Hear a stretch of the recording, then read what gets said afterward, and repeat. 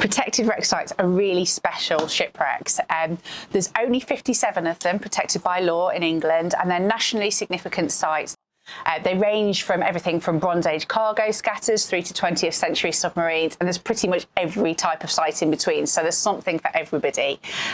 They're all unique, and this year is the 50th anniversary of the Protection of Wrecks Act, and the Protection of Wrecks Act is the law that actually allows us to protect these sites for future generations. And to help celebrate that, we've been doing 50 pop-up events in Derbyshire and Nottinghamshire to take these really important wreck sites to new audiences that are inland, that perhaps to people that haven't perhaps had the same amount of opportunity to sort of engage with them and find out about them.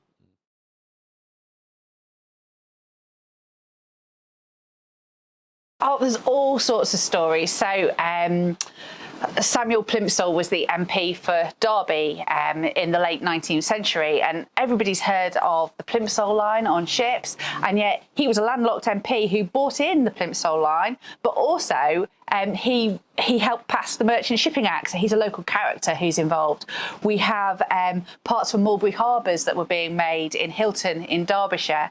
We have wood from forests such as Sherwood Forest that was being used for shipbuilding. So there's all these links, and there's actually quite a lot of them. And one of the things we've been doing is talking to the public and getting their sort of impressions and their stories about how maritime heritage and maritime archaeology can link with these landlocked counties. It's been really nice hearing people's stories and experiences.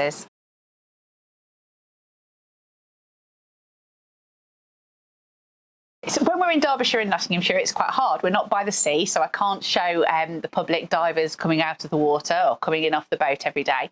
So we've brought a lot of different activities and artefacts to the public. So we've got things like this rope off the Invincible protected wreck site. We've got a whole load of finds that have been loaned to us by Portland Museum from the Earl of Abergavenny. But then we've got other things as well. So you can see we've got a TV behind us that tells a story. We've got virtual reality headsets that lets anyone, no matter of their age or ability, go underwater and actually see what it's like diving on the sites. We have diving equipment that people can try on, and that's any age. It's not just for children. Lots of different people like try and get on. And then we've got simple activities like making badges. We've got pop-up underwater tents with activities for smaller children in. So we've got a full range of things on here that we can do, but mainly one of the big things is that by putting our staff on it, so people who are passionate about maritime archaeology, we can share that love with people who come and talk to us.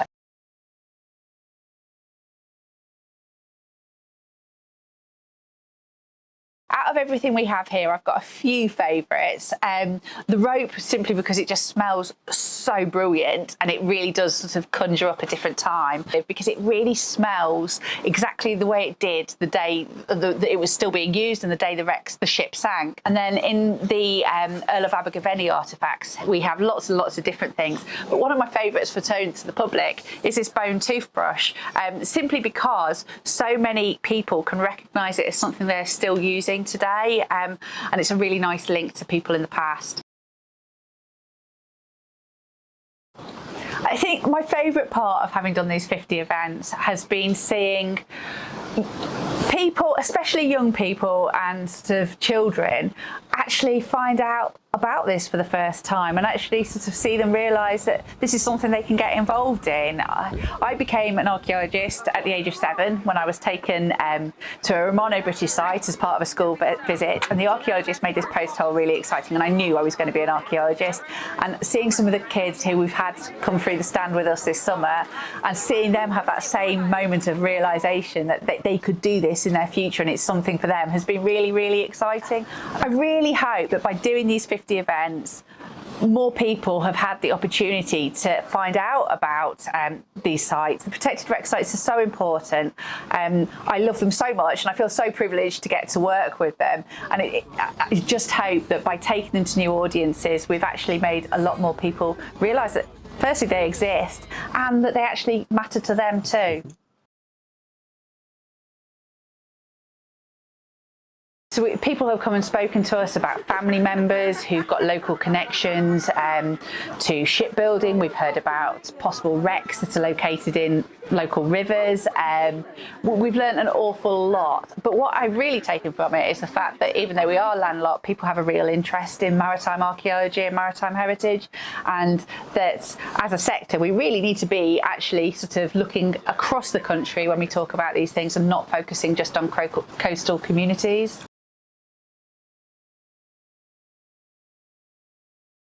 So there's loads of different ways to get involved with protected wreck sites. If you dive, brilliant. There's lots of opportunities. You could go out and you could dive on some of these wrecks. The Nautical Archaeology Society have a fantastic training scheme, so there's opportunities to actually learn underwater archaeology skills as well as go and visit protected wreck sites with them. For people who don't dive, Historic England have supported a whole series of virtual trails online, so you can explore a lot of the protected wreck sites without even getting wet, so on your mobile phone or your computer in your own room. And then of course you've got the protected wreck sites where there's material museums, the most famous of which is the Mary Rose. So I would get everyone to go and look at the Mary Rose Museum, it's fantastic.